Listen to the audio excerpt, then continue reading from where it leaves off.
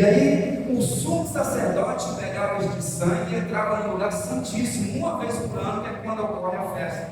E ele vai espargir aquele sangue sobre o altar e vai jogar sobre o corpo. E isso perdurou por todos os tempos. Os estudiosos dizem que na época de Jesus, vale lembrar que Jesus ia festejar a Páscoa todos os anos com sua família, eram sacrificados mais ou menos 250 mil cordeiros. E cerca de 180 mil pessoas iam para a cidade de Jerusalém para festejar a Páscoa. Os estudiosos dizem que havia um ribeiro que ele ficava manchado com sangue, de tanto sangue, e fazia lembrar o povo o preço da remissão dos pecados. Os irmãos entendem que esse cordeiro servia como um cheque pré-datado. Não sei se os irmãos lembram dos cheques. Você queria pagar uma dívida lá no futuro, você dava um cheque hoje. Era dessa forma. Quando havia, um sacrifício para expiação de pecado, aquele que cometia pecado era obrigado a levar o cordeiro até o sacerdote. O sacerdote obrigava aquele que cometeu pecado a colocar a mão sobre o cordeiro. O sacerdote pegava a garganta do cordeiro e cortava. E aquele que cometeu pecado tinha que molhar. Era uma transferência.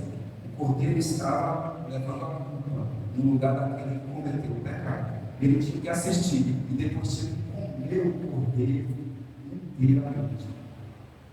Mas quando João Batista vai batizar Jesus, ele vai dizer: eis aqui o cordeiro de Deus que tira o pecado do mundo. Isaías em capítulo 53 vai dizer: mas ele foi levado como um cordeiro, como uma ovelha muda, diante daqueles que iam tosquear. Ele não abriu a sua boca, ele tinha que ser sem mácula, sem mancha e inocente. Eu costumo dizer e afirmo com certeza: ele é um cordeiro inocente, não como Deus. Ele morreu na cruz do Calvário, ele morreu como um homem simbolizando um cordeiro, aquele que era inocente, aquele que não tinha mácula, aquele que tinha que sofrer, aquele que tinha que carregar a sua e a minha culpa.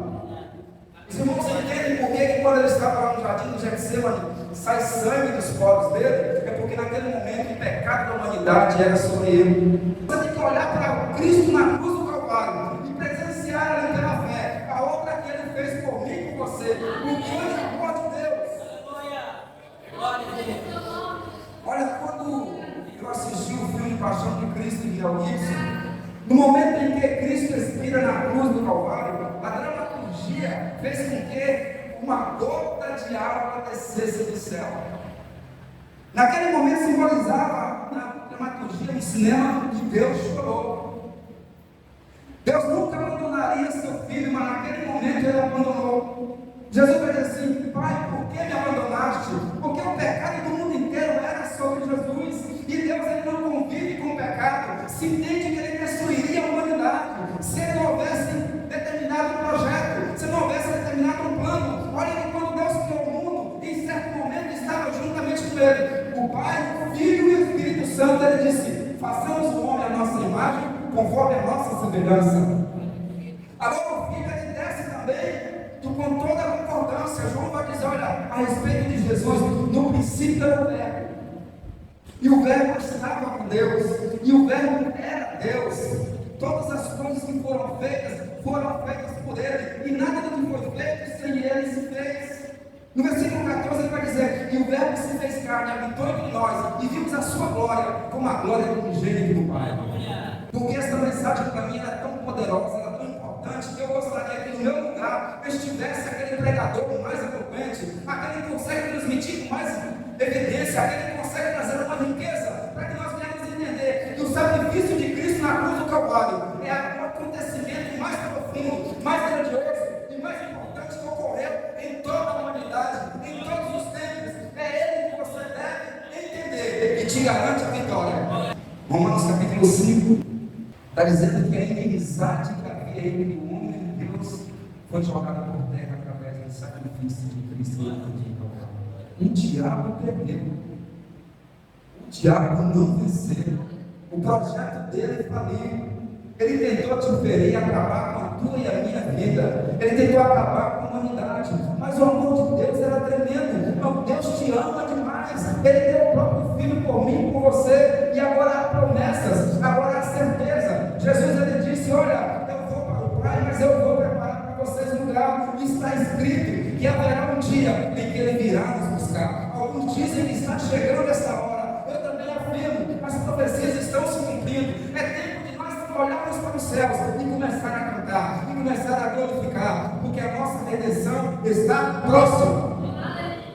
Mas a Santa Ceia faz a gente olhar para o passado e para o futuro, porque vai dizer: fazer isso em memória de mim, até que nós estejamos juntos nos céus, e lá nós iremos participar, juntamente com Cristo, da ceia do Senhor.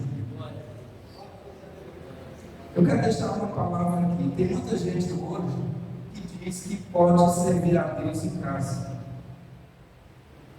que não precisa vir para a igreja. Mas a Santa Ceia, ela foi instituída, e ela representa nós participarmos do corpo de Cristo e do sangue. E ela diz que quem faz essa celebração é a igreja. Não há como você celebrar a Santa Ceia em casa. Não foi determinado pelo Senhor. Isso acontecia na Páscoa. Na Páscoa, sim. Cada casa podia pegar o seu cordeiro, sacrificar e ali comer o cordeiro da maneira como aprendeu no Velho Testamento. Mas no Novo Testamento não. Ele fala para a igreja fazer isso todas as vezes em memória de mim. Jesus, ele trata com a igreja. Está dizendo que a Santa Ceia é uma celebração que a igreja dele faz e está autorizada a fazer. Não pode ser feito em casa. Santa Ceia não. Tem que ser feito na igreja, com a autoridade da pastora.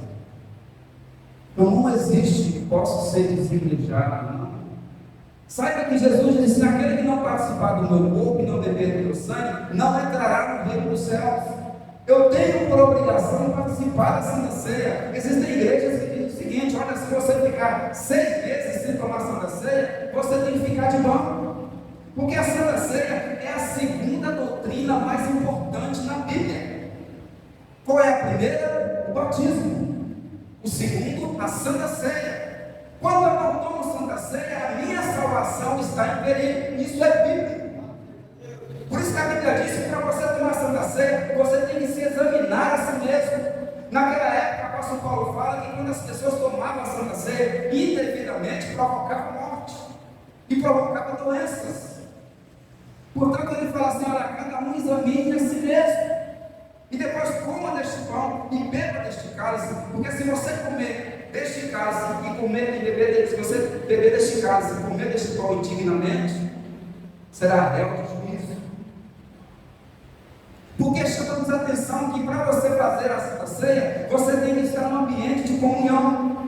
Então você não pode estar em discordância com o seu irmão. Você não pode estar brigado com o seu irmão. Você tem que se examinar e pensar no que você falou ontem, o que você fez ontem, para que você possa livremente tomar a Santa Ceia, para que você possa ser alcançado. A Santa Ceia é um alimento espiritual, assim como a Páscoa também era.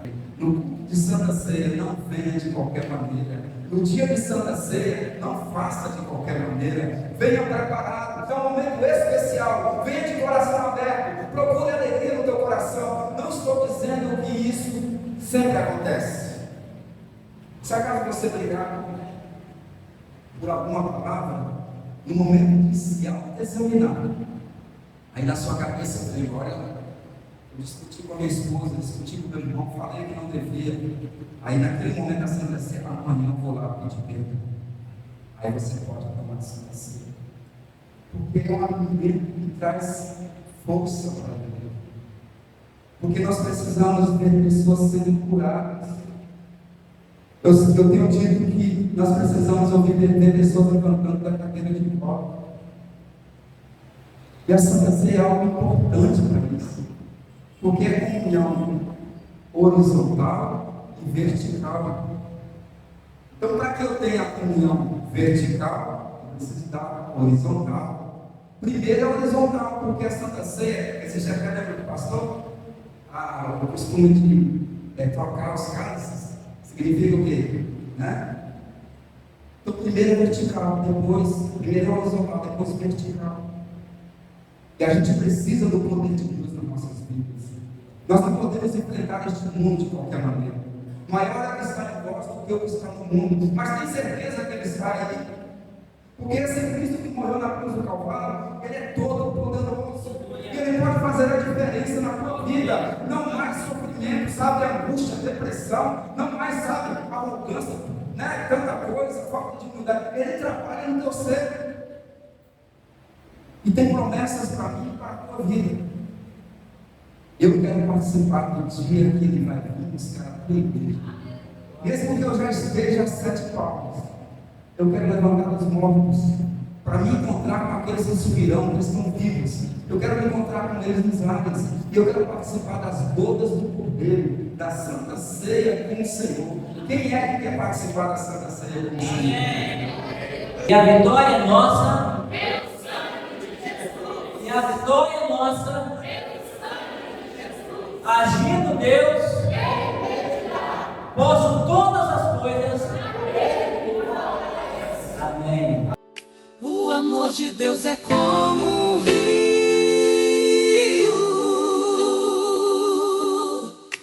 que corre sem parar.